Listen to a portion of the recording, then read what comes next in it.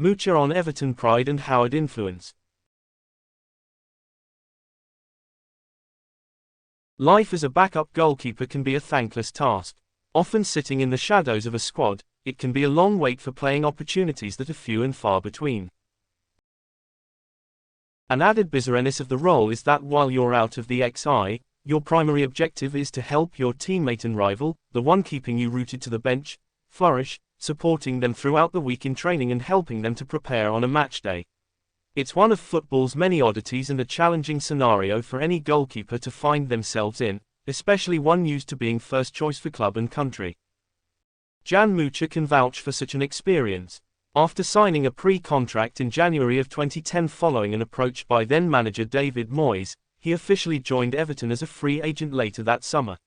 Mucha previously enjoyed 5 trophy-laden years with Polish side Legia Warsaw, notably as their number 1 goalkeeper winning the league, the nation's equivalent of the FA Cup and domestic Super Cup, all while regularly competing in European competitions.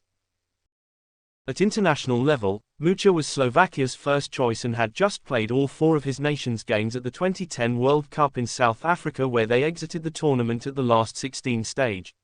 It was the same round of the competition in which the USA, and Mucha's new Blues teammate, Tim Howard, was also eliminated. The 2 new positional rivals both reported to Finch Farm for pre-season at similar times. Tim was a great guy and we got on well from the day we met, Mucha told the official matchday program. He'd already been at the club for so many years and was a top professional. As he had been there for a long time, I expected he was going to be number 1. But, believe me, I was always trying to win that position from him. My position was the second goalkeeper, but I was always trying to be the first choice. Mucha made his competitive Everton debut in a 5-1 League Cup win over Huddersfield Town in August 2010, going on to save a penalty which ultimately proved futile in the next round as the Blues lost out in a shootout against Brentford following a 1-1 draw. In total, Mucha made just 10 appearances across his 3 years with Everton, and 7 of those came in the early rounds of cup competitions. Tim was at his peak back then, he admitted. He was one of the league's best at the time. Not only that, but he hardly ever got injured. He never gave me a window in which to get in the team and play. Mucha's not exaggerating. Howard, then in his early 30s, was in the form of his career and very much Everton's Mr. Dependable. As a consequence, Mucha failed to make a single Premier League appearance in his first 2 seasons at Everton. He's also reminded of the number of successive matches in which he was an unused league substitute at the club before finally getting his chance 103. Yes, I can't deny that it was tough at times, said the former shot stopper. You want to play, of course. I was trying to work hard, and if the chance came, my plan was always that I wanted to be ready. I always tried to be 100% fit and ready for the games because you never knew what was going to happen. That approach served Mucha well, as in March 2013, 984 days after he arrived at the club, the Slovakia international was finally called into Premier League action. After landing awkwardly late on in Everton's 5th round FA Cup replay victory over Oldham, Howard suffered 2 broken bones in his back and was set for a spell on the sidelines. Mucha came in to replace him for Reading's Premier League visit to Goodison Park 1 week later. It was special to make my first league start, he explains. There were a few nerves, too. It's never easy coming into a game after not playing for so long. But we won 3-1, so I was pleased. That satisfaction was short-lived. 1 week later, Mucha lined up in between the sticks again at Goodison as the Blues welcomed Wigan Athletic in the quarter-final of the FA Cup. Everton were heavily fancied for the tie against the then Premier League strugglers, but a disastrous 4-minute first-half spell saw Everton concede 3 times en route to a shock 3-0 defeat. Wigan, led by Everton manager-to-be Roberto Martinez, went on to lift the trophy but also suffered relegation to the Championship that same season. It was humiliating, admitted Mucha on the defeat. Although there wasn't much I could have done about the goals, it felt terrible. We were obviously all so disappointed. We knew it was a big opportunity missed. But that's football sometimes, it can be a crazy game. By the next day, I was already looking forward. We had another game to put it right and I knew there was a chance I'd still be in the side for it.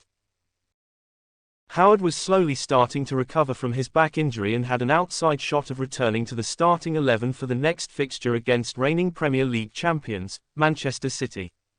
Preparations weren't as simple for that one, he revealed. Tim was trying to get back for the game. So, I didn't know if I was going to stay in the side or not. He wanted to be fit and tried a warm-up on the field to see if he could play. But he said he couldn't, and I remember David Moyes said, "Jan, you will play."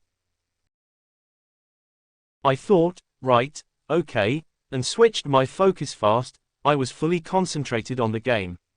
Despite the daunting task ahead of them and given the unfortunate outcome of the game against Wigan, Everton produced one of their finest performances of that season, with Mucha key to their success.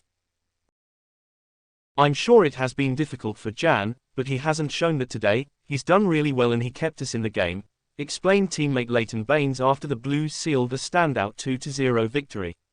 Leon Osman opened the scoring in the first half before Nikita Jelavic sealed the points late on, but the victory was made all the more impressive by the fact they ground it out with just 10 men after Steven Pienaar was sent off on the hour mark.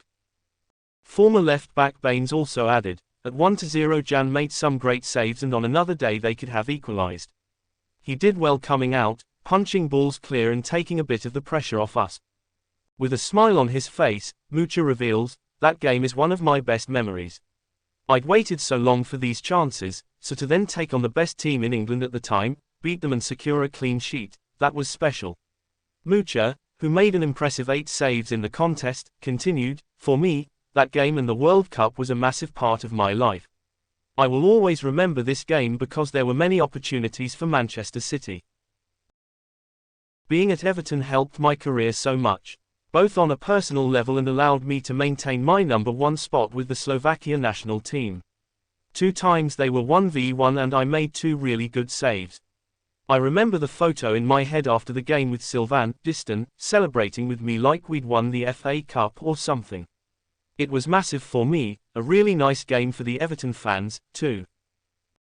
It proved to be Mucha's final Everton appearance, although, he admitted he had hoped he'd done enough in the eyes of Moyes to have earned more.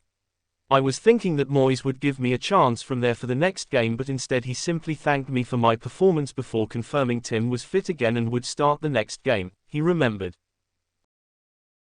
Obviously, that hurt at the time. But I can reflect with less emotion now. Goalkeeper is such a difficult position, it's part of life in that role. I was mature enough not to let it impact me and I played many more matches elsewhere in my career. Besides, being at Everton helped my career so much, both on a personal level and allowed me to maintain my #1 spot with the Slovakia national team. I don't know any goalkeepers who like to be #2, but the Premier League is such a top-level competition. You ply your trade there and you never know what can happen. You play a few good games and you make a name for yourself.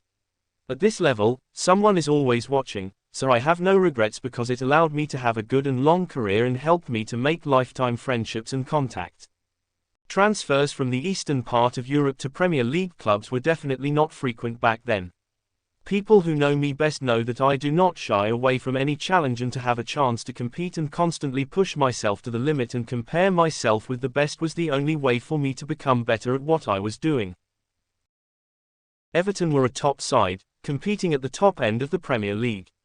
Moyes was the manager, the club had great fans and a top training facility. I saw the move as a tremendous opportunity for me and the decision to sign was a no-brainer. I don't regret it one bit. Is it fair to say, then, that Everton still holds a special place in Mucha's heart? Absolutely, he states unequivocally. I spent some of the best years of my career with Everton, and naturally still have many friends there. My kids live in Liverpool, and I have visited some games after I finished my career. Everton is a massive club. I really love the club. Now a goalkeeper coach at Slovakian side Slovan Bratislava, having spent 3 years in the same role at former club Legia Warsaw, Mucha adds, you never know, maybe one time I will work in Everton. That would be special. If you liked the video, leave a like, subscribe to the channel, turn on notifications and don't miss the next videos.